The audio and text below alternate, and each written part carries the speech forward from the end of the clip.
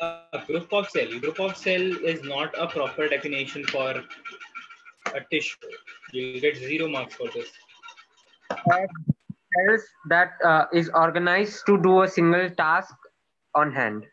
Yes, that is the correct answer. That means a group of cells which are performing a similar function, which are performing a specific function, that will become a tissue. Okay, not only a group of cells. Cells तो सारे group नहीं होते हैं, but that group जो particular function perform कर रहा है, that becomes a particular tissue. Okay, तो उसे हम बोलते हैं tissue. So similarly, in plants, in animals, we have different kind of tissues. Okay, so there is this definition. This is called as histology. Histology is nothing but study of tissue. Okay, histology is nothing but study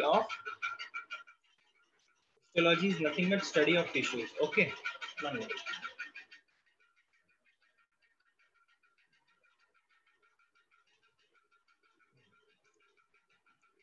Histology is nothing but study of tissues.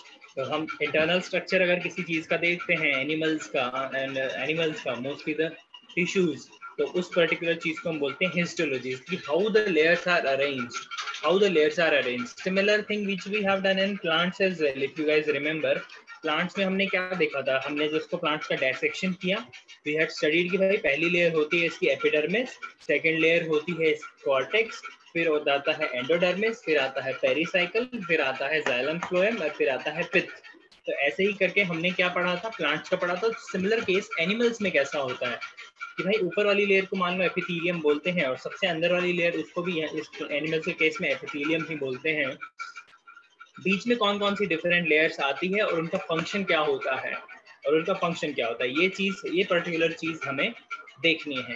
तो इसमें क्या होगा? देखो, tissues को simply in animals 4 parts में divide किया हुआ है. Just for other sake of understanding इसे 4 पार्ट्स में डिवाइड किया हुआ है. तो वो है, number 1 is the epidermal tissues. Correct.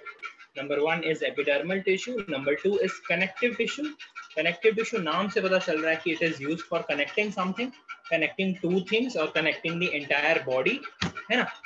That is nothing but your connective tissue. If when we'll see the examples now, it will become very clear. So I have given in the tabular form. So tabular form में आप answer लिखोगे ना, बहुत अच्छा रहेगा. और it is easy to understand as well. Epidermal tissues you all know.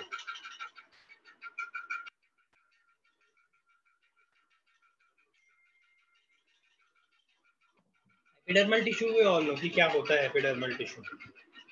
Connective tissues, when you will see the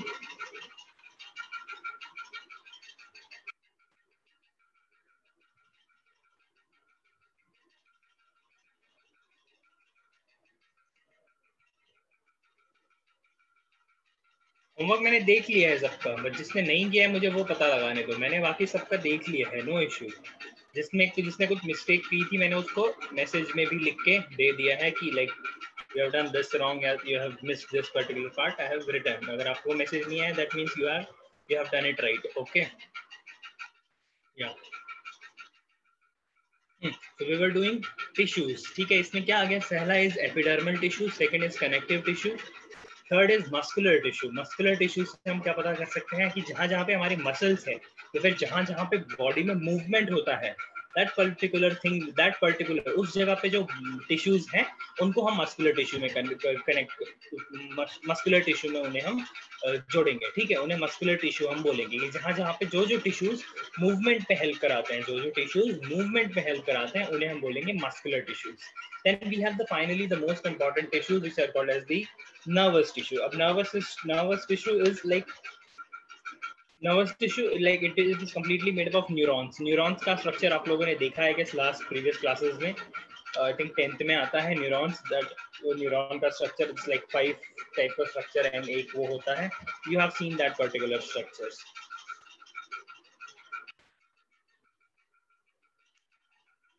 Highest marks for previous test on mineral nutrition in plant. I don't know. Mineral nutrition was MCQ questions or the mineral nutrition MCQ था एकदम recently जो आपका paper हुआ, या वो description जिसमें आपने paper submit किया था PDF के फॉर्म में? Not MCQ. So let me see.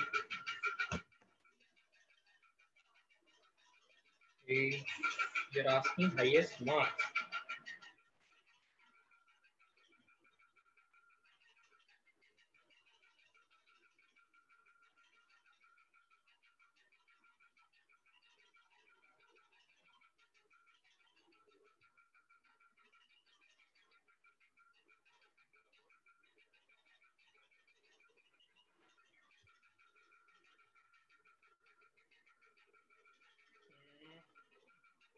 Highest marks is 41. Highest marks is 41 for Jaideep, I guess. Yes. Highest marks is 41. Only कितने एक 8 लोगों ने किया था, आकांक्षा, जयदीप, महक, नेहा, प्रत्युष, साहिल, सरिता and Sonali. Only these much people have given the exam and उसमें से highest is Jaideep, second highest is Neha, third is Mehak. Rest everyone is in 20s, so let's not take their names. Okay. Okay. Let's now come back to this particular chapter. No more out of topic questions. ठीक है. हाँ जी, तो मैं आपको बताया था nervous tissue. Nervous tissue is highly made up of tissues जो बहुत ही स्पेशलाइज्ड है in giving the signals, in giving and transporting the signals. जो इलेक्ट्रिकल सिग्नल्स आते हैं, उनको एक जगह से दूसरी जगह पे ट्रांसपोर्ट करना, काम है वो हमारे नर्वस टिश्यूज का काम है. नर्वस टिश्यूज का काम है जो मोस्टली बना हुआ है न्यूरॉन्स, पूरे न्यूरॉन्स का नेटवर्क है हमारी बॉडी में. So that comprises our nervous tissues. Okay, so now we'll have to do each and everything, like each and every tissue in details, like epidermal tissues, like how many types are there, okay, what are their modifications if they have any, okay, then where are they located, है ना, उनका location हमें check करना है. And what all they secret, अगर कोई secretion का उनका कोई फंक्शन है, then what all they are secreting. So that is how we have to start. So we'll be starting with epidermal tissues today. It is very detailed because it will have glands and all. ठीक है, epidermal tissue का एक modification होता है glands. तो we have to do the glands as well. So glands के different type of classifications है, we will be doing that. Okay. So just to have some little more details about the different kind of tissues, I have given you certain examples so that it can click on your mind कि हाँ epidermal tissue की बात कर रहे हैं ना, हाँ these are the epidermal tissue. If we are talking about connective tissues, so these are the connective tissues. Okay, so we'll see one by one. So epidermal tissues, as you all know, epidermal tissue, like it can do things. Like see, if this is my hand, so the top layer is my epidermal tissue, है ना. The top layer पे जो cells हैं, like below the skin and all, so that be considered as an epidermal tissue. Okay. Also one more thing can be considered as an epidermal tissue. What about the lining of stomach? What about the lining of stomach? What about the lining of intestine? What about the lining of esophagus? Yeah, that is also a surface, yes or no? That is also a surface, right? Same thing ना, हमारे हाथ के ऊपर it's like कुछ नहीं है, तो only जो हमारे सेल्स हैं उसके ऊपर कुछ नहीं है, ऊपर का सरफेस इज एम्प्टी. तो similar thing goes with upper stomach as well, oesophagus as well, कि उसके अंदर के साइड पे और कुछ भी नहीं है ना. तो can we consider them as epidermis as well, yes और नो? कंफर्म, यस और नो? है ना. इट इज वेरी सिंपल कि जो भाई एपिडर्मिस है, ठीक है, the top most layer of cells is, we can call them epidermal cell, yes, no problem. But also if we see, जो हमारे इंटरनल ऑर्गन्स है, जो हमारी इंटरनल कैविटी है, डाइजेस्टिव कैविटी हो गई, इंटेस्टाइन हो गया, and everything, so they also have a surface, a outer surface which is directly connected to some kind of a food material or anything which we eat, है ना. तो वो चीज को भी हम एपिडर्मल टिश्यू ही बोलेंगे. तो सी यहाँ पे मेंशन किया हुआ है, जस्ट नॉट कंफ्यूज नहीं होना इस चीज में. Outer and inner lining of an organ. If this is an organ, एक तो उसकी इनर लाइनिंग, सबसे अंदर जो लाइन है वो, और एक सबसे बाहर जो लाइनिंग है वो, उसको हम क्या बोलेंगे? एपिडर्मिस बोलेंगे. फंक्शन तो आप लोगों को पता होगा एपिडर्मिस का. It is protection. Function of epidermal tissue is mostly protection. But एक और फंक्शन वो परफॉर्म करते हैं, दैट इज सिक्रीशन, है ना। देखो स्टमक में अगर जो सबसे अंदर एक लाइनिंग है स्टमक के अंदर, तो they will have to secrete HCl, है ना। HCl सिक्रीट करना पड़ता है to make food a little acidic so that it is easy to digest, है ना। ऐसे ही बहुत सारे एंजाइम्स है, सलाइवरी ग्लैंड है, बहुत सारे एंजाइम्स है जो डाइजेशन के टाइम पे सिक्रीट होते हैं। So we can also say that कि जो epidermal tissues है, they have two functions, one is protective and other is secretion and absorption. Yes or no? Absorption करेगा ना यार। intestine जो है, intestine जो है, are you able to hear me? Yes, sir. What happened? कुछ बोल रहे हो तुम?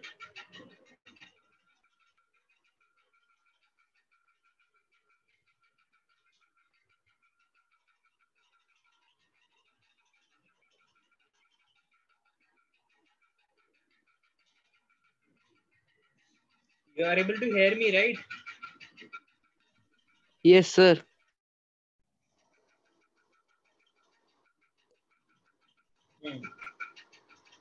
हाँ, what I was saying is epidermal के हम दो इजीली फंक्शन देख सकते हैं। वन इज प्रोटेक्शन, कि अगर आउटर सरफेस पे है तो it will perform a protective function, but जो इनर सरफेस पे जो एपिडर्मल टिश्यू है, तो उनके दो फंक्शन इजीली हम कर सकते हैं। First of all A secretion of enzymes, है ना। पहला फंक्शन ये हो सकता है जो इनर लाइनिंग पे है, अंदर के लाइनिंग पे है, फॉर एग्जांपल स्टमक और इंटेस्टाइन इफ यू कंसीडर, तो सिक्रीशन उनका एक फंक्शन हो सकता है, यस और नो, है ना। और एक इंटेस्टाइन की अगर हम बात कर रहे हैं तो अब्जॉर्प्शन करना होगा कि नहीं करना होगा।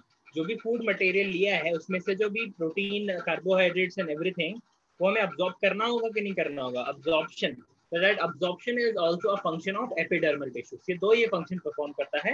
One is protective, other is absorption, and other is secretion of enzymes. So three functions are there for epidermal tissues. So epidermal tissues in detail we'll be studying in a while.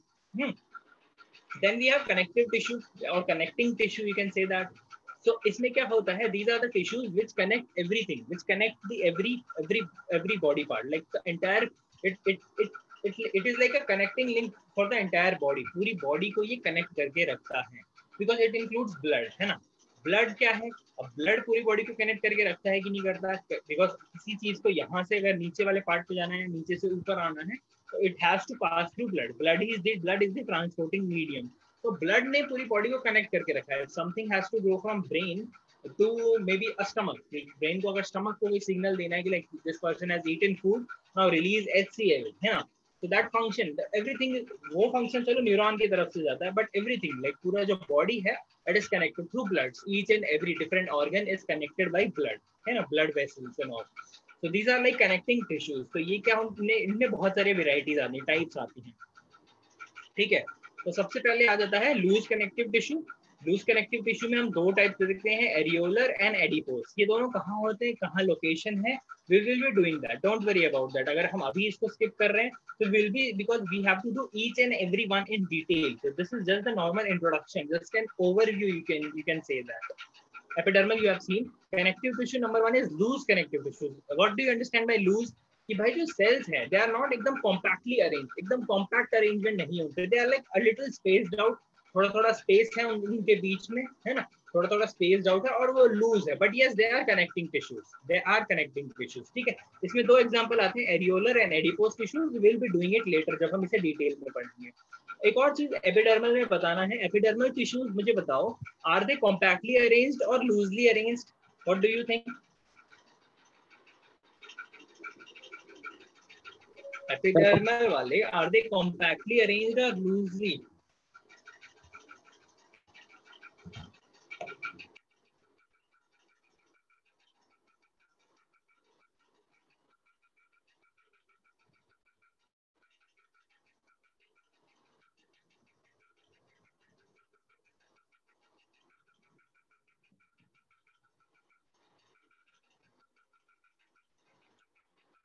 Compactly arrange, definitely यार. Compactly अगर arrangement नहीं होगा, अगर वो compactly arrange नहीं होंगे, तब वो प्रोटेक्शन कैसे परफॉर्म कर पाएंगे? कोई चीज कॉम्पैक्ट होगी तभी वो प्रोटेक्शन प्रोवाइड कर पाएगी. तो very good, answer is correct.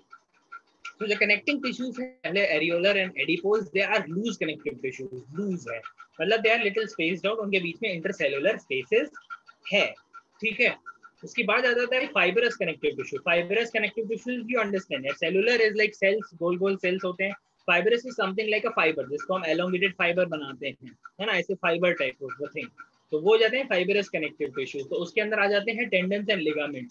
You all know tendons and ligament जो मसल एंड मसल बोन को जोड़ने में हेल्प करता है, we will them in details। इनको ये भी चीज कनेक्ट करने में हेल्प कर रही है ना, मसल को मसल से कनेक्ट करना है, मसल को बोन से कनेक्ट करना, they are connecting something, है ना। These fibrous connective tissue they are connecting something। एक होता है जो बोन को बोन से कनेक्ट करता है, एक होता है जो बोन को मसल से कनेक्ट करता है, that is nothing your fibrous connective tissue, it is nothing but your tendons and ligaments। तो वो भी किसी चीज को कनेक्ट करें, that's why they are considered as a connecting tissues. Second we have fluid connective tissues. Fluid यानी एक liquid ऐसा है, कुछ लिक्विड है जो पूरी बॉडी को कनेक्ट करके रखता है। तो सबसे पहला इज योर ब्लड। ब्लड के अंदर क्या क्या होता है यू ऑल नो, है ना। I told you areolar adipose tissue whatever it is, because that is a detailed concept now, we cannot explain it in an overview thing, we will be doing each and every of these in a detailed process, don't worry about that। I told you areolar adipose and everything we will be doing in detail, to touch that particular topic in between will become a little difficult, okay, we will be doing each and everything in detail, don't worry, you will see how we do epidermal tissue today, you'll get an idea कि हम कितना detail में उसे पढ़ने वाले हैं, ठीक है। This is just an overview, तो इसे ओवरव्यू लेके समझो। फाइब्रस देख लिया। ब्लड कनेक्टिव टिश्यू क्या होंगे कि यार क्या ब्लड होते हैं, एक तो होता है फ्लूइड कनेक्टिव टिश्यू क्या होगा, एक तो होगा ब्लड, ब्लड पूरी बॉडी को कनेक्ट करके रखता है, it has other white blood, red blood, platelets, plasma and everything, so that is your blood, ठीक है। तो वो भी पूरी बॉडी को कनेक्ट करके रखता है, डिफरेंट डिफरेंट फंक्शन परफॉर्म करता है। लाइक फॉर एग्जांपल प्लेटलेट्स हो गए, कहीं भी चोट लग गई, platelets will attack that region और वहां पर क्या करेगा, ब्लड क्लॉटिंग करने लग जाएगा। So that is your fluid connective tissue कि वो भी पूरी बॉडी को कनेक्ट करके रखता है ना। Then again you have lymph। अब lymph क्या होता है, lymph is nothing but it's like a white clear liquid, which is like which also has itself a system, lymphatic system जिसे हम बोलते हैं। So mostly जो lymph होता है ना, it has certain cells which are very similar to our white blood cells which are there in blood, है ना, WBCs, lymphocytes बोलते हैं white blood cells को भी। lymph भी वही है, इसमें भी हमारे व्हाइट ब्लड सेल्स होते हैं और ये भी प्रोटेक्शन में ही हेल्प करते हैं। तो we will see in detail the blood वाला system. So just imagine one thing कि भाई ये ब्लड एंड लिम्फ है, ये पूरी बॉडी को कनेक्ट करके रखते हैं, ठीक है। Then you have compact connective tissues. तो इसमें जो सेल्स हैं दे आर वेरी कॉम्पैक्ट, है ना। cartilage कहाँ है, cartilage is letting a little soft bone you can say which is easy, it is ठीक है, nose tip वगैरह पे होता है, ear में होता है and everything, you all know that, ठीक है। तो one is fluid connective tissue and one is compact connective tissue। इसी वे में ओवरव्यू अगर आप याद रखो, इसमें explain the different kind of tissues, make the simple chart with an example, you will get full marks, कोई भी आपका marks नहीं काट सकता। instead of writing a paragraph ये वो बिल्कुल भी अच्छा नहीं है। make a chart, make a flow chart, make diagrams and वहीं पर आप marks खेलोगे। बायो में you get maximum marks। अगर मैं आपको बताऊं, जो पेपर मैं चेक करता हूँ आप लोगों के, फर्स्ट इंप्रेशन जो पड़ता है ना, that is because of good handwriting हो। गुड का मतलब ये नहीं बोल रहा हूँ मेरी खुद की देख लो बहुत खराब है, बट यार at least it should be easy to understand and वो ऐसे लिखा होना चाहिए। Like there should be no cutting and all, ज्यादा कटिंग वटिंग नहीं होनी चाहिए। मतलब कट भी किया तो यार मेरा सिंगल लाइन कट, तो उसको पूरा ऐसे कट करने की जरूरत नहीं है, ठीक है। और जितना उसको मतलब, अब मैं कलरफुल भी नहीं बोलूंगा, नहीं तो कलरफुल करने के make it a little attractive. आपका जो आंसर लिख रहे हो उसे थोड़ा अट्रैक्टिव बनाओ, ठीक है। जो आपके मेन पॉइंट्स हैं अंडरलाइन है ना, अंडरलाइन की हैबिट आप में से किसी की भी नहीं है, मैंने देखा है आप में से किसी की भी नहीं है, अंडरलाइन नहीं करते हो। जो इंपॉर्टेंट पॉइंट्स हैं अंडरलाइन है, जो आपके बुलेट पॉइंट्स हैं, जो आपका टॉपिक है अंडरलाइन कर दो उसको, है ना। जो आपका मेन हेडिंग है right it in capital letters. वो चीजें definitely they can help you in getting more marks. अगर अभी टाइम नहीं बच रहा जयदीप तो फाइनल एग्जाम में बिल्कुल नहीं बचेगा. फाइनल एग्जाम में जिन जिन बच्चों को 90 प्लस आते हैं तो लास्ट का 1 मिनट तक उनका पेन चल रहा होता है. किसी से भी पूछ लेना, लास्ट का 1 मिनट भी फिर भी बच जाता है.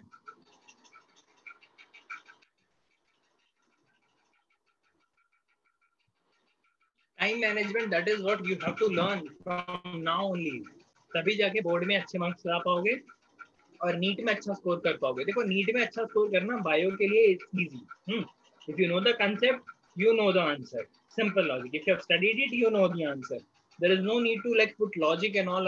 कौन सा फॉर्मूला लगेगा यहाँ पे, कौन सी रिएक्शन होगी, क्या प्रोडक्ट बनेगा, क्या रिएक्टेंट होंगे. No, nothing.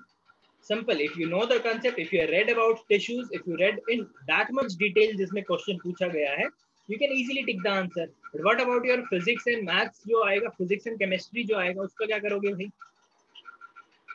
उसका क्या करोगे? वो भी करना ही पड़ेगा. They will take time.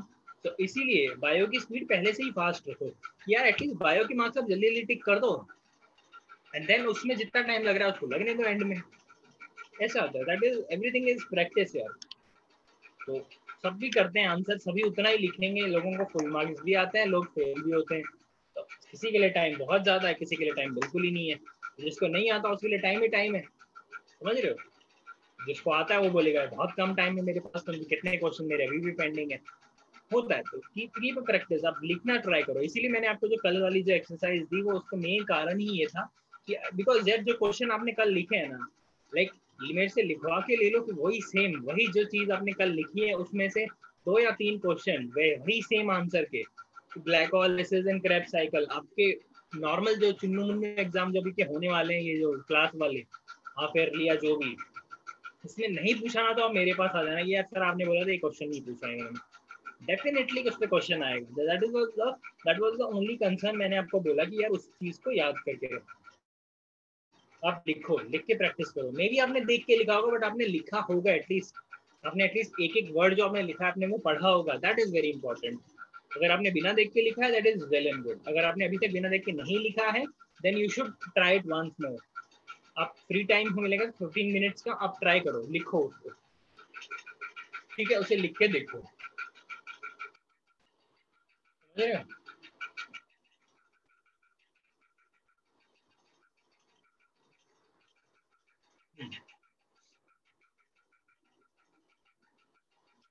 ठीक है, तो ये था हमारा connective tissues. Then we will move on to the muscular tissue. अब मस्कुलर टिश्यू कौन से होते हैं? जो वाले लोकोमोशन एंड मूवमेंट में हेल्प करते हैं. लोकोमोशन एंड मूवमेंट में हेल्प करते हैं, जो लेग हैंड वगैरह में हो, जो लेग्स वगैरह में हो, वो वाले जो मसल्स होते हैं they are nothing but your locomotory muscle. तो उसमें आते हैं 3 टाइप के मसल्स आते हैं. One is skeletal muscles.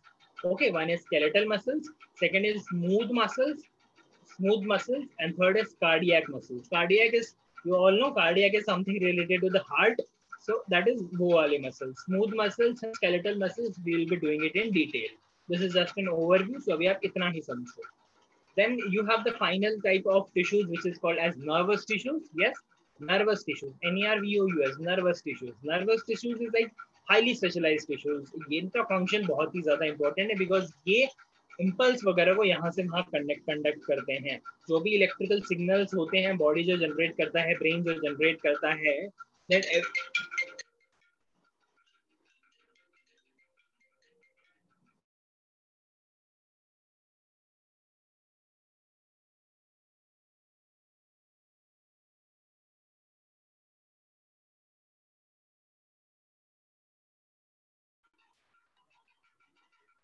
Sorry yes I am back. सुन रहा है ना? सुन रहा. Are you able to hear? आवाज आ रही है?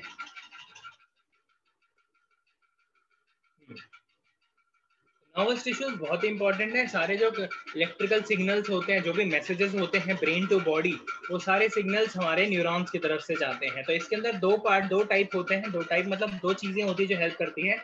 One is neurons. Neurons is वही जो आपने देखा था ऐसे 5 डिजिट्स होते हैं और उसके पीछे होता है ऐसे बहुत सारे होते हैं, एक दूसरे से कनेक्टेड होते हैं. ये डायग्राम आपने बहुत छोटी क्लासेस में या पिछली क्लासेस में 10th में ही बहुत बार आपने बनाया भी होगा न्यूरॉन का डायग्राम. ठीक है, ठीक है, तो ये हो गया न्यूरॉन। इसका नेटवर्क, न्यूरॉन्स का पूरा नेटवर्क होता है बॉडी में, तो दैट इज योर न्यूरॉन्स। फिर एक होता है ग्लिया। अब ग्लिया से कंफ्यूज नहीं हो जाना। Glia is nothing but, glia जो है वो न्यूरॉन्स को एक प्रोटेक्शन प्रोवाइड करके रखता है। ग्लिया इज नथिंग बट, ये न्यूरॉन्स को पकड़ के रखेगा, न्यूरॉन्स के साथ हेल्प करेगा, न्यूरॉन को प्रोटेक्शन और सपोर्ट प्रोवाइड करेगा न्यूरॉन्स को, और न्यूरॉन्स एंड ब्लड वेसल्स को एक दूसरे से जोड़ के रखेगा।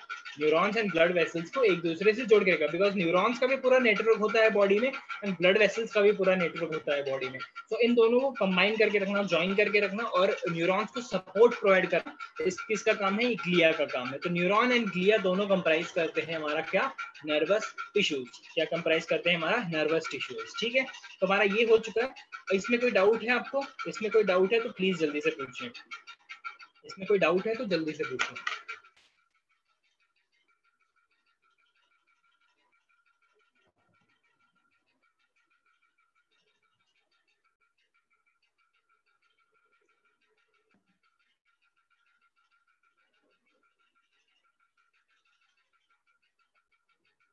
No doubt. Okay, so let's move to the next thing then. So now we'll start with the epidermal tissues. Epidermal tissue देखो, अगर तुम समझना चाह रहे थे कि कितना डिटेल में है, तो epidermal tissue start with this slide. ये भी एपिडर्मल है, ये भी एपिडर्मल है, ये भी एपिडर्मल है, ये भी एपिडर्मल है, yes, सारे एपिडर्मल है। अभी तक एपिडर्मल खत्म नहीं हुआ, इसके बाद और भी आएगा। ठीक है, तो this is how in detail we have to do each and every, but it is very simple, बहुत ही ज्यादा सिंपल है, कुछ भी हार्ड नहीं है। This is like the level of first class, पहली क्लास में जो बच्चा होता है उतना इजी है ये सब। ठीक है, ABCD जैसे है। देखो अब हम कर रहे हैं क्या? Epidermal tissues, epidermis, epithelium, epithelial, इसको जो बोलना है बोलो, ठीक है, कोई दिक्कत नहीं है। Epidermal tissues nothing but cells which are compactly packed with no or negligible intercellular fluid. Intercellular fluid बोलो, इंटरसेल्युलर स्पेसेस बोलो, ईच एक ही बात है। इसमें क्या होना है भाई, जो सेल्स है बहुत ही कॉम्पैक्टली अरेंज्ड है, एकदम कॉम्पैक्ट अरेंज्ड है। अगर आप उन्हें ऊपर से देख रहे हो, तो मे बी आपको वो हेक्सागोनल टाइप में दिखाई देंगे, उनकी जो पैकिंग होगी that will be hexagonal. But अगर आप सामने से देख रहे हो उन्हें, अपने ट्रांसफर सेक्शन अगर लिया है उनका, तो आपको इस टाइप के दिखाई देंगे, एक लेयर में। जैसे हम कैसे एपिडर्मिस बनाते हैं, एक के साइड में एक के साइड में एक, ऐसे। और उसका न्यूक्लियस हमको एग्जैक्टली सेंटर में मिलेगा, ठीक है। एक बहुत ही ज्यादा इंपॉर्टेंट चीज मैं आपको बताना चाहता हूँ कि जो ये एपिडर्मल टिश्यू होते हैं, एपिडर्मल सेल्स होते हैं, है ना, टिश्यू सेल से ही बना होता है। तो जो एपिडर्मल सेल्स होते हैं, इनमें कहीं भी ब्लड वेसल्स कनेक्टेड नहीं होती है, यानी जो भी एपिडर्मल टिश्यूज हैं, they are not connected with blood. So अगर वो ब्लड से कनेक्टेड नहीं है, so how will they get their nourishment? उनका न्यूट्रिशन, उनका नरिशमेंट उन सेल्स को कहाँ से मिलता है अगर वो ब्लड से कनेक्टेड नहीं है? तो हमारे rest other organ, every other organ is connected with blood vessels ना। ब्लड वेसल्स उन तक पहुंचती है फ्रेश ऑक्सीजन लेके, है ना, और जो भी वेस्ट होता है उनसे लेके वापस हार्ट में चले जाती है। यस और नो, ये चीज होती है। बट एपिडर्मल टिश्यूज में कोई भी ब्लड वेसल्स नहीं आती है। Epidermal tissues is without blood vessels, epidermal tissue तक ब्लड नहीं पहुंचता। तो how will they get their nourishment? So बहुत ही इंपॉर्टेंट कंसेप्ट है जिसको हम बोलते हैं बेसमेंट मेम्ब्रेन। देखो, जहां पर भी एपिडर्मिस लेयर होगी, एपिडर्मिस की सबसे नीचे वाली लेयर, एपिडर्मिस की सबसे नीचे वाली लेयर के नीचे एक ऐसे एक लेयर होती है, जिसको हम बोलते हैं बेसमेंट मेम्ब्रेन। ठीक है, epidermal layer always rest on a non cellular, it is not made up of cell, that is very important. जो मेड अप ऑफ सेल, वो बहुत सारे different molecule, proteins and everything उनसे बनी होती है, but this is not cellular. Cells नहीं होते हैं बेसमेंट में, है which has all the nutrients which the cell requires। ठीक है, उसके ऊपर हमारा ये बैठा होता है, उसके ऊपर हमारा जो ये है एपिडर्मल टिश्यूज हैं, ये बैठे होते हैं। ठीक है, तो दिस इज वेरी इंपॉर्टेंट।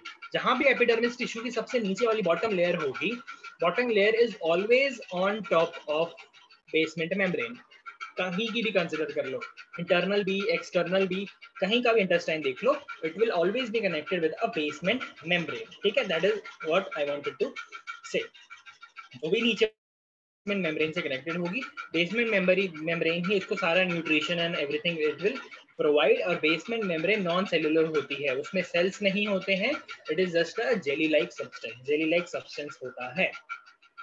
ठीक है, फिर एक और इंपॉर्टेंट चीज है एपिडर्मिस टिश्यू के बारे में, it is always has a free surface. अगर ये टॉप लेयर है तो इसके ऊपर इट इज फ्री, इसके ऊपर कुछ भी नहीं है, इट इज फ्री। अगर आप इंटरनल लेयर देखोगे, आप स्टमक देखोगे, स्टमक की एक लेयर है, उसके अंदर the space is very empty, है ना, तो उसकी एक सरफेस हमेशा फ्री होगी, तभी उसको हम एपिडर्मल टिश्यू बोलेंगे, है ना, करेक्ट है। ओके, सो एपिडर्मल टिश्यूज को दो पार्ट में, दो इजी पार्ट्स में डिवाइड किया गया है। द न्यूट्रिशन पार्ट, हाँ ओके, देखो बाकी जितने भी सेल्स होते हैं बॉडी में ना, सेल से ही ऑर्गन्स बने होते हैं, तो सारे ऑर्गन्स ना आर कनेक्टेड विद ब्लड। सारे ऑर्गन्स ब्लड से कनेक्टेड है। ब्लड इनको ऑक्सीजन, फ्रेश ऑक्सीजन सप्लाई करता है, और जो भी वेस्ट मटेरियल होता है, जो भी वेस्ट ब्लड होता है, वो उनसे लेके वापस हार्ट की तरफ पंप कर देता है। तो every particular cell is connected with blood vessels, है ना, every particular organ is connected with blood vessels, yes और नो। बट मैंने आपको क्या बोला कि जो एपिडर्मल सेल्स हैं, तो वही जो बाकी सारे ऑर्गन ब्लड से न्यूट्रिशन वगैरह डिराइव कर लेते हैं और अपना फंक्शन परफॉर्म करते हैं, but epidermal tissue, as I have told you, epidermal tissue is never connected with blood vessels. Epidermal tissue blood vessel से कनेक्टेड नहीं होते हैं, तो वो अपना न्यूट्रिशन कहाँ से डिराइव करते हैं, दैट इज द क्वेश्चन। तो ऐसा होता है कि एपिडर्मल लेयर देखा गया है, एपिडर्मस लेयर जहां पर भी होगी ना, उसके नीचे there will be a basement membrane, उसके नीचे there will be a basement, there is a jelly like substance, तो उस सब्सटेंस के ऊपर ही एपिडर्मिस लेयर होगी, और that jelly like substance provides the nutrition to the epidermis. Okay, that jelly like substance provide the nutrition to the epidermal tissues or epidermal cells. Okay, anything else?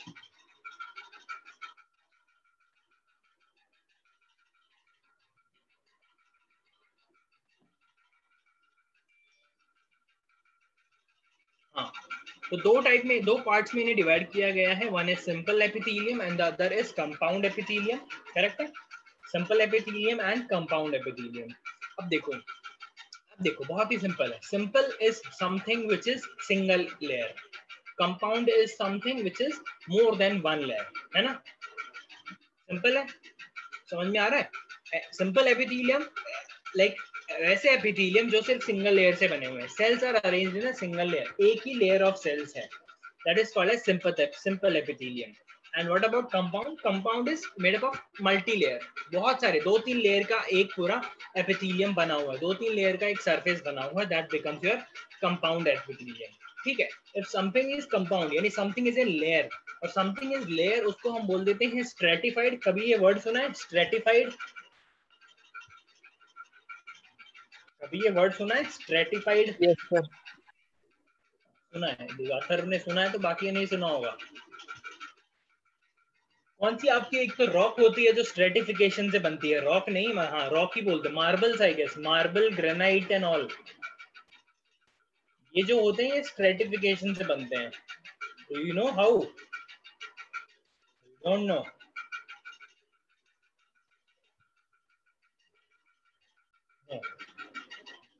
Marble देखा है आप लोगों ने? I heard it in 9th class में। Okay, marble देखा है, marble, संगमरमर, ताजमहल। तो मार्बल बनता कैसे है? लाइक ओवर द टाइम होता क्या है, लाइक इनिशियली, तो छोटा सा टॉपिक डिविएट करते हैं, but I will teach you, I have studied geology, है ना, दैट इज रॉक साइंस। तो उसमें क्या होता है, लाइक थाउजेंड्स ऑफ इयर्स पहले वो पर्टिकुलर जो जोन होता है जहाँ पे आज की डेट से, जैसे राजस्थान है, आज की डेट में जहाँ से हम वो निकालते हैं, मार्बल वगैरह निकालते हैं, earlier it used to be a water basin. You understand what is basin? Water basin आप अंडरस्टैंड कर सकते हो, आपके नॉर्मल हैंड वॉश जिसमें करते हो, दैट इज अ बेसिन। तो ऐसे ही पहले बेसिन ही हुआ करते थे, बहुत ही बड़े बड़े basin, like big water body जिसको आप बोल सकते हो, बहुत ही बड़ी वाटर बॉडी, मतलब माउंटेन से पानी आके पूरा उस वाटर बॉडी में एक्यूमुलेट हो जाता था, उसे हम बेसिन बोलते हैं। इट इज बहुत बड़े, मतलब पूरे पुणे जितना, ऐसे ऐसे इतने बड़े बड़े उनको बेसिन हम बोलते हैं। तो होता क्या है, रिवर बेड बोल सकते हैं, रिवर बेड आप उसे बोल सकते हो कि रिवर जो भी माउंटेन से आता है, रिवर से आता है, और वो जाके एक्यूमुलेट जहाँ पे होता है, दैट इज योर बेसिन। तो होता क्या है, जितने भी आपके ये रॉक होते हैं, जितने भी rock is a group of minerals, बहुत सारे मिनरल्स मिलके रॉक बनाया होता है उन्होंने। तो जैसे जैसे रॉक्स पहाड़ से नीचे गिरते हुए आते हैं, तो यू हैव सीन कि ऊपर रॉक्स होते हैं हार्ड एंड शार्प, और जैसे जैसे आप नीचे आते हो रॉक्स बिकम राउंड, पेबल बन जाते हैं, रॉक को हम पेबल बोलने लगते हैं, they become soft because of friction, तो नीचे गिरते हुए आते हैं। एकदम जब माउंटेन के नीचे आप देखोगे तो पानी की speed it gets slow because अभी एलिवेशन नहीं है, और जो क्या बोलते हैं रॉक पार्टिकल्स है दे आर वेरी राउंड, बहुत एकदम राउंड राउंड हो चुके हैं। तो होता क्या है, जब वाटर बेसिन में आ जाता है, बेसिन आ जाता है, जब ये वाटर ऊपर से जितने भी मिनरल्स हैं इनको तोड़ फोड़ के एकदम छोटे छोटे पार्टिकल्स बन जाते हैं ये रॉक, बिकॉज ऑफ फ्रिक्शन एक दूसरे से टकराना, उसकी वजह से छोटे छोटे पार्टिकल से बन जाते हैं ये रॉक के। ये मिनरल्स आते हैं, ये मिनरल्स पानी में फ्लोट नहीं कर पाते हैं, थोड़ी देर के लिए कर लेते हैं, बाकी फ्लोट नहीं कर पाते। ये क्या करते हैं, मिनरल्स स्टार्ट डिपॉजिटिंग, एक एक करके वाटर बेसिन में ये लोग डिपॉजिट होते रहते हैं, वाटर बेसिन में डिपॉजिट होते रहते हैं। तो ऐसे करते करते ही हमें एक स्ट्राटा मिल जाता है, एक लेयर मिल जाता है, एक लेयर ऑफ दिस, एक लेयर ऑफ समथिंग, मान लो marble is made up of बहुत सारे उसमें होते हैं, कैल्शियम वेल्शियम काफी चीजें होती है। ऐसे जब एक एक रॉक पार्टिकल आ जाता है, डिपॉजिट हो जाता है पानी में, मार्बल बन जाता है, और धीरे धीरे like along the course of years वहां से पानी सूख जाता है, इट बिकम्स अ लैंड। पानी सूख गया, उसके ऊपर मिट्टियां सब आ गई, अब भाई वो मार्बल तुम्हारा दब गया नीचे, और ऊपर तुम्हारे आ गई लेयर्स। तो दिस इज योर स्ट्रेटिफिकेशन, इसको हम बोलते हैं stratification. Layer by layer something is deposited, like पहले एक मार्बल है, फिर रॉक, फिर एक डिफरेंट रॉक की लेयर है, फिर सॉइल है, फिर से मार्बल है, फिर सॉइल है, ऐसे। तो जब बहुत सालों बाद जब हम ट्रैक करते हैं ये कहाँ पे मार्बल है, तो हमें मार्बल नीचे जमीन में मिलता है। लाइक मार्बल कभी भी वो फ्लैट थिन में नहीं मिलता जो हमें मार्केट में मिलता है, या जो आपके घर में लगा होगा मार्बल ग्रेनाइट, वैसे नहीं मिलता है। उनके हमें बहुत बड़े बड़े ब्लॉक्स मिलते हैं, लाइक सिमिलर टू 3 फ्लोर की building.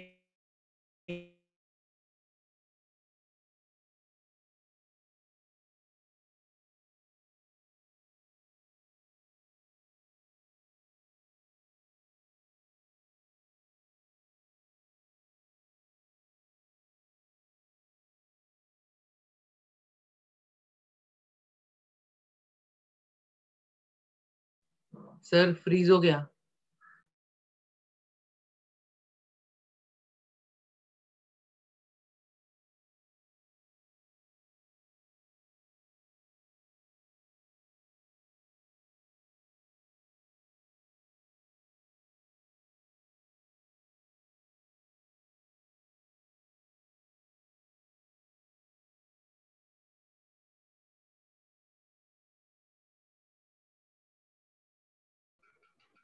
Okay, we were doing epidermal tissues. Are you able to hear me now? आप लोगों को आवाज आ रही है? Yes sir.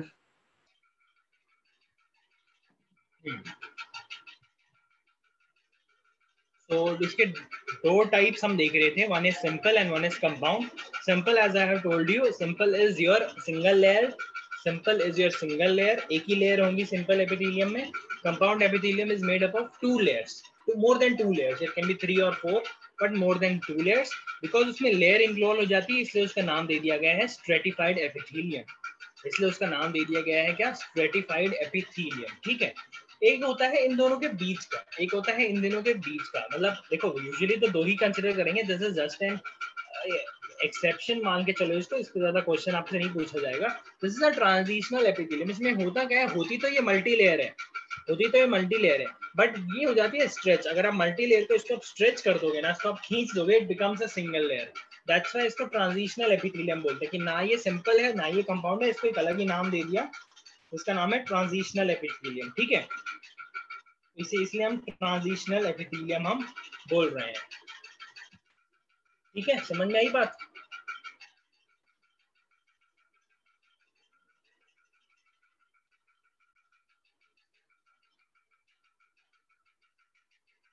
तो ये तो दो नॉर्मल टाइप्स, इनके अंदर अभी बहुत सारे टाइप्स हैं, देखेंगे हम कैसे। Simple epithelium single layer, compound epithelium multi layer. Simple इतना ही समझो, इसके अलावा और एक वर्ड भी सुनने की जरूरत नहीं है।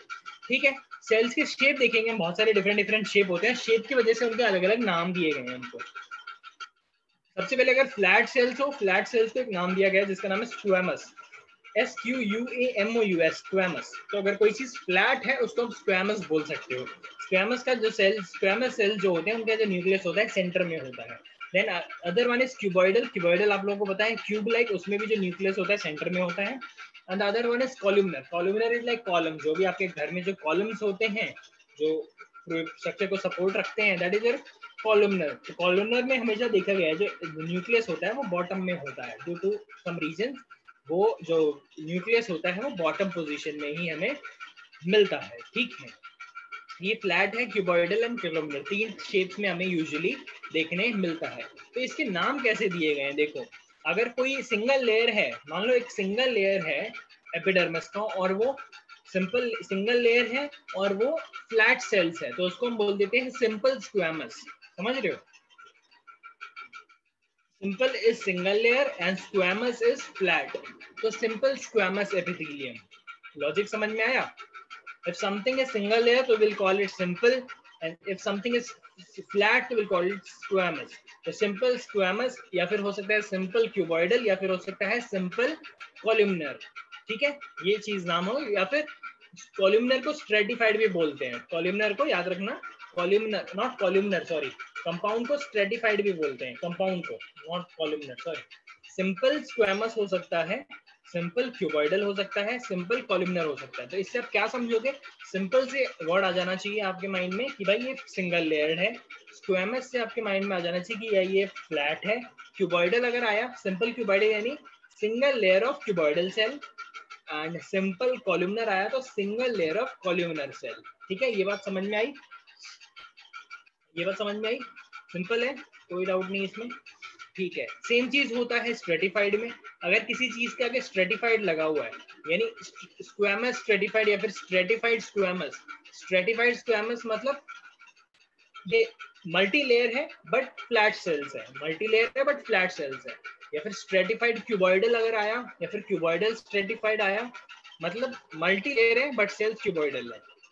या फिर स्ट्रेटिफाइड कॉलमनर आया, मल्टी लेयर है बट सेल्स हमारे कॉलमनर है। तो ये डिफरेंट नेम्स वगैरह दिए जाते हैं इन एपिडर्मल सेल्स को, ठीक है। अब देखेंगे सिंपल के कैसे कैसे टाइप्स होते हैं, सिंपल के डिफरेंट जो टाइप्स हैं हम वो देखेंगे।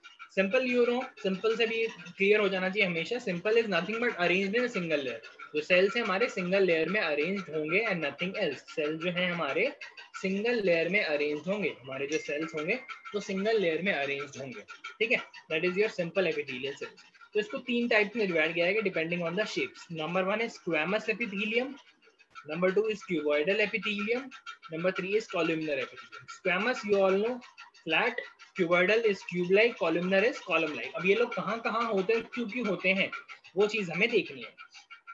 देखो जी बहुत इंपॉर्टेंट है ये चीज, थोड़ा जूम इन करते हैं। हाँ देखो, स्क्वैमस देखेंगे पहले, ये हो रहा फ्लैट, ऐसे फ्लैट सेल्स होंगे, अगर आप ऊपर से देखोगे तो ये आपको हेक्सागोनल टाइप में दिखाई देंगे, ठीक है।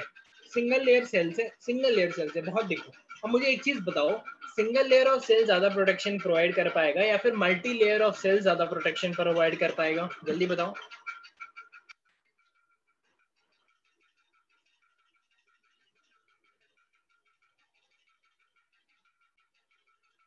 डेफिनेटली मल्टी लेयर जो चीज होगी, मल्टी लेयर जो चीज होगी वही ज्यादा प्रोटेक्शन कर पाएगी ना, देन सिंगल लेयर। ओके, एक और चीज, एक और क्वेश्चन सुनो, एक और क्वेश्चन सुनो।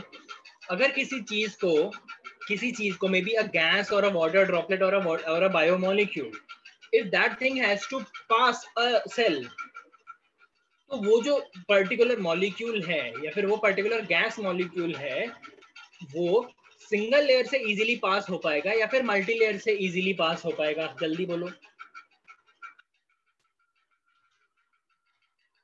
सिंगल लेयर ना, सिंपल लॉजिक है, सिंपल लॉजिक है, उसको एक ही सेल पास करना पड़ेगा and he will come out that particular molecule और that particular thing can easily come out, ठीक है। अब आपको ये आप चीज आपको समझ में है तो you will understand the location कि भाई ये सिंगल वाले की लोकेशन कहाँ होगी। सरफेस पे तो होगी नहीं यार सिंगल लेयर की, सरफेस पे होगी तो भाई ये तो गड़बड़ है। सरफेस पे अगर हुई, थोड़ा सा हाथ टच हुआ तो वो सेल्स ब्रेक कर जाएंगे, ज्यादा प्रोटेक्शन नहीं प्रोवाइड कर पाएंगे। सिंपल लॉजिक है भाई, सरफेस पे ये नहीं होगा तो ये कहाँ पर होगा, ये कहाँ पर होगा। देखो लोकेशन बहुत इंपॉर्टेंट है। एल्वोलाई अगर आप लोगों को पता है, एल्वोलाई नाम से कभी सुना है? एल्वोलाई सुना होगा, डिटेल नहीं पता होगी। Something related to respiration, lungs में होता है। यस, लंग्स के जो टिप्स होते हैं, लंग्स के जो टिप्स होते हैं एकदम टिप हो, एकदम जैसे बबल लाइक एकदम एंड में जो आता है वो, that is your alveoli. Alveoli करता क्या है, फाइनली जो गैस एक्सचेंज करता है, फाइनली जो गैस एक्सचेंज करता है वो ये एल्वोलाई करता है ना। फाइनली जो गैस एक्सचेंज करता है वो एल्वोलाई करता है। तो अब गैस मॉलिक्यूल को इट इज इजी ना कि वो एक ही लेयर को पास करे, है ना। गैस मॉलिक्यूल को इट शुड बी इजी कि वो एक लेयर को पास करे और बाहर हो जाए, एक लेयर को पास करे और वो अंदर आ जाए, लंग्स के बाहर, लंग्स के अंदर। सिंपल है। तो कहाँ पर फिर करेक्ट है ना लोकेशन स्क्वैमस एपिथेलियम की? फ्लैट सेल्स है, first of all flat cells है और सिंगल लेयर है, तो it is easy to pass through it, it is easy to like go inside और कम आउट। समझ में आया लॉजिक क्यों है एल्वोलाई पे? एल्वोलाई आप लोगों को पता है it's a part of lung where exchange of gases takes place. तो गैस मॉलिक्यूल हमारा इजीली उस मेम्ब्रेन को क्रॉस करता है, इसीलिए वहां पर सिंगल लेयर है और सिंपल है, सिंगल लेयर है और स्क्वैमस है यानी फ्लैट है। That is the major reason कि यहाँ पर ये वाला सेल्स हमें मिलेगा। एक और cell, as the lung is very thin single, as the layer is very thin single layer, पता नहीं क्यों लिख दिया मैंने ये, हाँ पता है हम लोगों की सिंगल लेयर की लेयर है, वो सिंगल लेयर है, मतलब सिंगल लेयर है और वेरी थिन है, it is easy to pass through. ठीक है, एक और जगह पे होगा भाई, एक और जगह पे होगा। ब्लड वेन्स तो आपको पता है, ब्लड कैपिलरीज पता है, सुना है? ब्लड कैपिलरीज सुना है आप लोगों ने? वेन्स होती है like, veins are like little bit thicker, veins पूरी बॉडी में ब्लड लेके जाती है। Capillaries are like very very minute, वो capillaries exactly each and every cells तक अगर किसी चीज को कुछ देखो, arteries, vein and capillaries, these are mostly the veins and all, बाकी चीज आ जाती है capillaries. Capillaries are like very minute very fine, हर एक सेल तक ब्लड की पहुंच करवाना ये काम है कैपिलरीज का, हर एक सेल तक ब्लड की पहुंच करवाना यार, बिकॉज ब्लड ही है जो हर जगह सब ट्रांसपोर्ट कर रहा है। Oxygenated blood, D oxygenated blood को लेके जाना, ऑक्सीजनेटेड ब्लड को लेके आना, है ना, ये सब चीज कौन करा रहा है? ब्लड ही करवा रहा है। तो इसीलिए जो कैपिलरीज की लाइनिंग है, बिकॉज यार capillary are the final instrument जिसकी वजह से ऑक्सीजनेटेड ब्लड ऑर्गन तक पहुंचेगा। ऑक्सीजनेटेड ब्लड यानी blood having good amount of oxygen, fresh oxygen lungs तक, अपने सेल्स तक पहुंचेगा। तो वो काम कौन करवाता है? कैपिलरीज करवाता है। अब ब्लड आया, ब्लड के पास ऑक्सीजन है, ऑक्सीजन को डिफ्यूज करना है, ऑक्सीजन को कैपिलरीज से निकल के डिफ्यूज करना है टू दैट ऑर्गन। तो it should be easy for the capillaries ना, कैपिलरीज के लिए वो इजी होना चाहिए सेल को क्रॉस करना। तो डेफिनेटली वहां पर कौन से टाइप की लेयर होनी चाहिए बताओ? लेयर होनी चाहिए, सिंपल लॉजिक है ना। Simple epithelium, simple squamous epithelium, simple squamous epithelium, है ना। दैट्स वेरी इजी, समझ में आ गया? सिंपल स्क्वेमस एपिथेलियम समझ में आ गया? करेक्ट।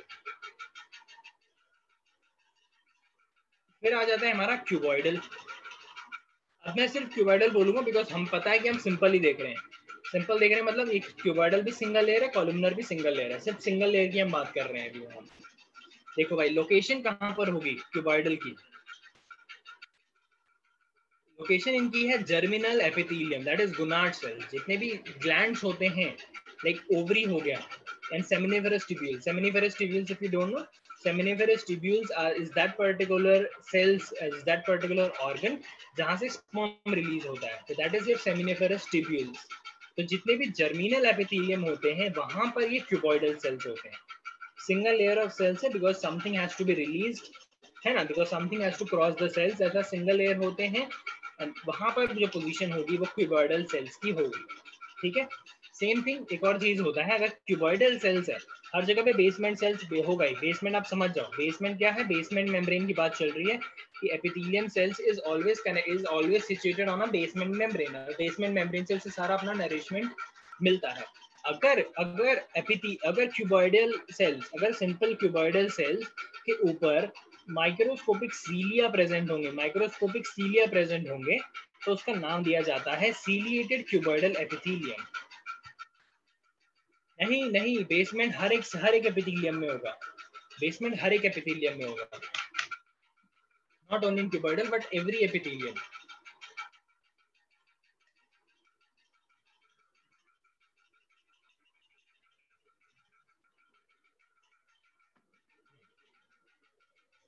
ठीक है, अगर क्यूबॉइडल, सिंपल क्यूबॉइडल के ऊपर अगर थोड़े बहुत सीलिया प्रेजेंट होंगे तो उसको हम नाम दे देते हैं सीलिएटेड क्यूबॉइडल एपिथेलियम। ठीक है, सीलिएटेड क्यूबॉइडल एपिथेलियम। इसका जो लोकेशन है दैट इज रेस्पिरेटरी ट्रैक्ट, जिसका लोकेशन है वो है रेस्पिरेटरी ट्रैक्ट। ठीक है, आई बात समझ में? सीलियास प्रेजेंट होते हैं रेस्पिरेटरी ट्रैक्ट में। जो हम सांस लेते हैं, foreign particle should like not directly go inside, इसीलिए वहां पे सीलिया प्रेजेंट होता है ताकि वो उसे पकड़ ले, और उनका अपवर्ड मूवमेंट होता है, सीलिया का जो मूवमेंट होता है अपवर्ड मूवमेंट होता है। लाइक ऐसा मूवमेंट नहीं होगा कि समथिंग शुड गो डाउन, ऐसा मूवमेंट होता है कि समथिंग जो अंदर गई है वो बाहर आ जाए। तो that is like opposite direction में होता है cilia, like not like this but like this, ऐसे से हिलते रहते हैं। they like push something upwards, push something outer on the outer side. This is your location of your cuboidal cells. Now then we have columnar cell. हमारे पास columnar cell है। columnar cell भाई simple की बात चल रही है इसलिए single layer है। इनमें 3 टाइप के हमें मॉडिफिकेशन नजर आते हैं, इनमें हमें 3 टाइप के मॉडिफिकेशंस नजर आते हैं, 3 टाइप के मॉडिफिकेशन इनमें हमें नजर आते हैं। पहला मॉडिफिकेशन क्या है? सिंपल वही चीज है, अगर सीलिया प्रेजेंट है तो उसका नाम दे देंगे हम सीलिएटेड कॉलमनर एपिथेलियम। समझ में आ गई बात? कॉलमनर एपिथेलियम के ऊपर अगर सीलिया प्रेजेंट होगी तो उसे हम बोल देंगे सीलिएटेड कॉलमनर एपिथेलियम। खत्म। इसकी लोकेशन कहाँ होगी? फैलोपियन ट्यूब पता होगा आप लोगों को? फैलोपियन ट्यूब पता होगा? फैलोपियन आपको मैंने 10th में पढ़ा है, गैस पढ़ा है। फैलोपियन ट्यूब ऐसे करके वो डक्ट काइंड ऑफ स्ट्रक्चर जो ओवरी के ऊपर ऐसे प्रेजेंट होता है, जैसे एग रिलीज होता है सबसे पहले फैलोपियन ट्यूब उसे ले लेता है, फैलोपियन ट्यूब देन उसे ट्रांसफर करता है। फैलोपियन ट्यूब पहले तो उसे लेगा, स्पर्म आएगा, फर्टिलाइज करेगा, ओवरी एंड स्पर्म फर्टिलाइज होकर क्या बना देंगे? जाइगोट। जाइगोट फैलोपियन ट्यूब से होता हुआ वूम में आएगा, यानी यूटेरस में आएगा। यस और नो? रिवीजन हो रहा है आप लोगों का पिछले 10th क्लास का। फर्टिलाइजेशन होगा, फर्टिलाइजेशन होगा, जाइगोट बनेगा, जाइगोट फैलोपियन ट्यूब से होता हुआ वूम तक आता है कि नहीं आता है? बताओ, मैं गलत बोल रहा हूँ? आता है। वो मूवमेंट कौन करवाता है? आपके सीलिया करवाते हैं। वो मूवमेंट कौन करवाता है सर? आपके सीलिया करवाते हैं। आई बात समझ में? और वहां पे सेल्स होते हैं कॉल्यूमिनर सेल्स, सेल होते हैं कॉल्यूमिनर सेल्स। समझ गए पहला मॉडिफिकेशन? समझ गए पहला मॉडिफिकेशन? यस। सेकंड मॉडिफिकेशन देखो, सेकंड मॉडिफिकेशन में क्या होगा? दीज आर नॉट एग्जैक्ट, ये जो सेल्स हैं, सेल्स का ही फोल्डिंग्स है, सेल्स के ही फोल्डिंग्स है। सेल्स अपना फोल्ड्स करवा लेते हैं to increase the surface area. इनका नाम दिया गया है brush bordered epithelia. Brush bordered epithelia. अब किसी ने सरफेस एरिया क्यों इंक्रीज करवाएगा वो भाई? सरफेस एरिया क्यों इंक्रीज करवाता है कोई चीज? ताकि अब्जॉर्प्शन ज्यादा हो या कम हो? अब्जॉर्प्शन ज्यादा हो या कम हो? हो ना, डेफिनेटली। अगर कोई चीज अपना सरफेस एरिया बढ़ा रहा है तो उसका क्या बोलते हैं, अब्जॉर्प्शन शुड बी हायर। तो सेम चीज है, अगर कहीं भी अब्जॉर्ब, और बताओ अब्जॉर्प्शन हायर होना कहाँ, कौन सी जगह पर चाहिए आपके अंदाजे से? अब्जॉर्प्शन हायर कौन सी जगह पे होना चाहिए? Intestine, correct answer, intestine. तो इंटेस्टाइनल जो रीजन होता है वहां पे हमारे ब्रश बॉर्डर्ड एपिथेलियम हमें प्रेजेंट मिलते हैं, ब्रश बॉर्डर्ड एपिथेलियम हमें प्रेजेंट मिलते हैं। ठीक है,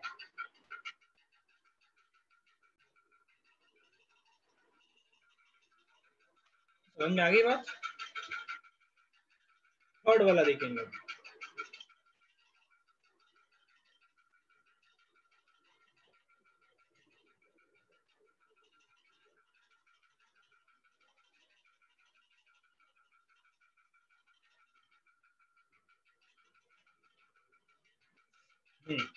थर्ड देखेंगे। Third is like, third is nothing but what, उन सेल्स के अंदर एक डिप्रेशन क्रिएट हो जाएगा, एक डिप्रेशन क्रिएट हो जाएगा। Like this is a cell, so a depression will be created, और ऐसे करके ऐसे आ जाएगा। So this is your cell, and this is your cell. This is your cell and this is your cell. तो depression create हो जाएगा. ये डिप्रेशन क्या होगा? दिस इज नथिंग बट ये डिप्रेशन को बोल देते हैं goblet cell, and goblet cell secrete करता है म्यूकस. यानी क्या बन गया? जो ये सेल्स हैं, जो हमारे क्या बोलते हैं इनको, सिंपल कॉलुमिनर सेल्स हैं, सिंपल कॉलुमिनर सेल्स हैं, वो बन जाते हैं क्या? सिक्रीटरी इन फंक्शन. क्या सिक्रीट करने लगते हैं? म्यूकस. और उन सेल्स को नाम क्या दिया गया है? Goblet cells. ठीक है, गॉबलेट सेल्स. और इनका जो लोकेशन है वो क्या है? Stomach and intestine. इनका जो लोकेशन है वो है स्टमक एंड इंटेस्टाइन. तो हमारे कॉलुमिनर सेल्स क्या हो गए? सिक्रीटरी हो गए. सिक्रीटरी यानी अभी वो म्यूकस सिक्रीट करने लगे, तो उन सेल्स को क्या बोलते हैं? हम बोलते हैं goblet cells. Goblet cells secrete करते हैं म्यूकस, और इनका लोकेशन क्या होगा? म्यूकस का सिक्रीशन ज्यादातर स्टमक में होता है, इंटेस्टाइन में होता है, ताकि जो भी फूड मटेरियल है वो इजीली विद लेस फ्रिक्शन वो इजीली मूव कर पाए. हाँ जी, डाउट क्या था आपका अथर्व सर? सर वो ब्रश बॉर्डर्ड एपिथेलियम में सर वो जो फोल्डिंग्स है वो दूसरे सेल करते हैं या नीचे वाली सेल्स अपने आप फोल्ड हो जाती है? इजी अपने वाला, यही वाला सेल, यही सेल के ऐसे ऐसे फोल्डिंग्स हो जाएंगे. जो मैंने पहले बन गया था मेरा, इसलिए मैंने उसको करवाया. उसी सेल की फोल्डिंग्स होती है वो. Okay sir. ठीक है, ठीक है. तो मॉडिफिकेशंस आई होप आप लोगों को समझ में आ गया होगा. ये नोट मैंने उसी के लिए लिखा है कि epithelium cells are not supplied with blood vessels, they get their nourishment only from basement membrane. अगर आप भूल जाते हो तो आप लोगों के लिए यहाँ पे मैंने लिखा हुआ है. ठीक है, तो आप लोगों को एटलीस्ट ये वाला पार्ट अभी समझ में आ गया होगा सिंपल एपिथेलियम टिश्यू का. सिंपल एपिथेलियल टिश्यू का, जिसमें स्क्वामस एपिथेलियम है, क्यूबॉइडल है, कॉलुमिनर है. ये वाले एपिथेलियम इसमें प्रेजेंट है. Correct. Should we move to the next topic then?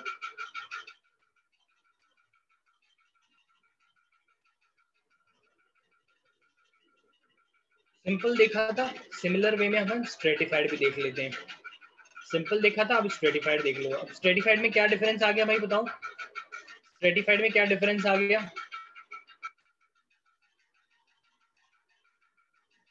Stratified में क्या डिफरेंस आ गया?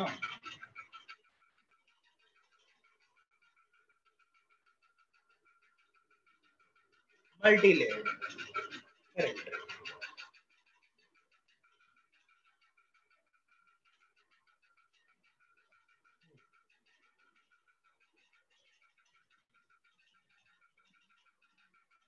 Student dashboard of the children connected to blood vessels for accumulation of nutrition. See, nutrition absorb करने की बात नहीं की है ना किसी ने वहां पे. देखो, इंक्रीज सरफेस एरिया उस रीजन से भी हो सकता है, इंक्रीज इन सरफेस एरिया उस रीजन से भी हो सकता है ताकि सिक्रीशन ज्यादा हो ना, ग्लैंड्स का सिक्रीशन ज्यादा हो. वो रीजन भी हो सकता है ना, वो रीजन भी हो सकता है ना. Only absorption is not the reason. ठीक है.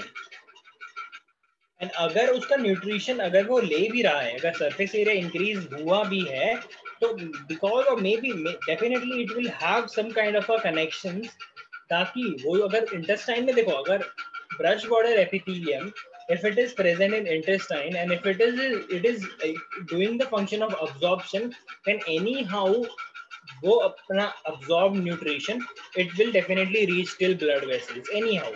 वो तो करेगा ही वो, उसकी चिंता मत करो.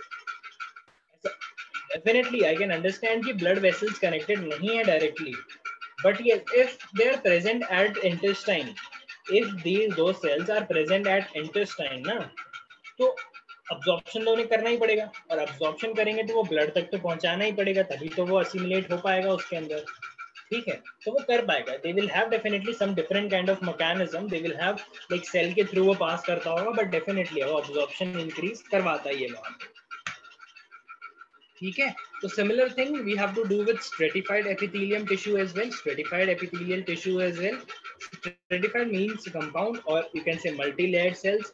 इसको भी 3 पार्ट्स में डिवाइड किया गया है, जिसमें स्क्वैमस होंगे, ये वाले स्क्वैमस स्ट्रेटिफाइड होंगे, क्यूबॉइडल स्ट्रेटिफाइड होंगे एंड कॉलुमिनर स्ट्रेटिफाइड होंगे. सिंपल लॉजिक है, कुछ दिक्कत नहीं है इसमें. फ्लैट सेल्स एक के ऊपर एक मल्टी लेयर में अगर हमें मिले, that is your stratified squamous epithelia. Columnar cells, column like cells एक के ऊपर एक मिलते हैं, you will call it cuboidal stratified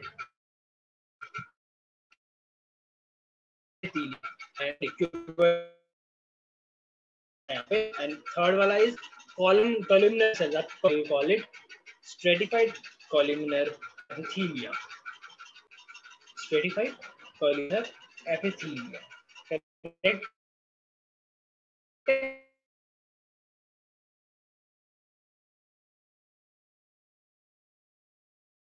ही होंगे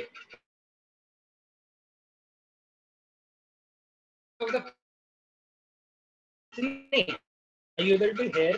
आप लोगों को आवाज आ रही है?